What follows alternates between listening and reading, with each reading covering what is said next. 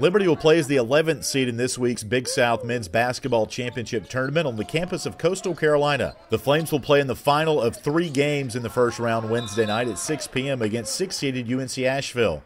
The Bulldogs swept the season series, winning in Asheville by 17 on January 8th and by 18 this past Saturday in Lynchburg. And as they hit the hardwood for the 3rd time this season against each other, Liberty head coach Dale Layer says both teams should be very familiar with each other. Well, whatever it is, it's the same for us as it is for them.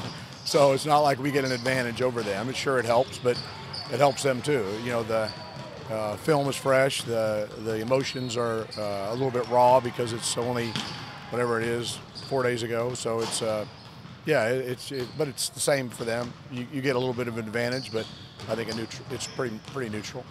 The catalyst this season for the Flames has been Theo Johnson. The junior from Sacramento, California, has steadily improved and has become one of the Flames' go-to scorers. But Johnson says it's on defense where the Flames need to buckle down against UNC Asheville. Just the fact that the last game we beat ourselves with turnovers and just not giving our best effort on the defensive end. So I think just everybody has that mindset like, yo, we got to go in here and do what we got to do. We got to play defense, and we just got to limit our mistakes, and we'll be fine. Asheville guard Andrew Rousey gets the bulk of the attention each game from his opponents, and rightfully so. The sophomore from Lexington, Virginia, is the Big South's 4th leading scorer at 19 points per game, and at times can take a game over.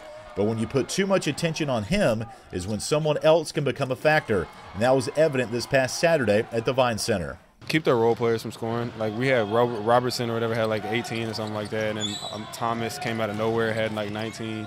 Zealy had 13. So if we just keep them in check, we should be fine. Tournament time is where stars are born. Devon Marshall captured the imagination of the Big South with a record-breaking performance to help the Flames cut down the nets in 2013.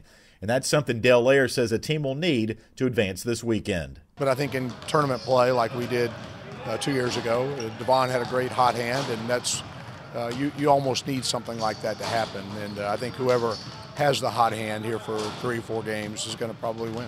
With the Flames in Conway, South Carolina, I'm Alan York for the Liberty Flames Sports Network.